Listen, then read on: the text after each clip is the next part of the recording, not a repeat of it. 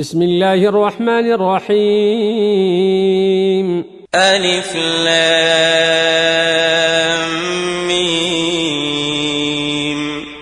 ذلك الكتاب لا ريب فيه هدى للمتقين الذين يؤمنون بالغيب ويقيمون الصلاة ومما رزقناهم ينفقون والذين يؤمنون بما أنزل إليك وما أنزل من قبلك وبالآخرة هم يوقنون أولئك على هدى من ربهم وأولئك هم المفلحون.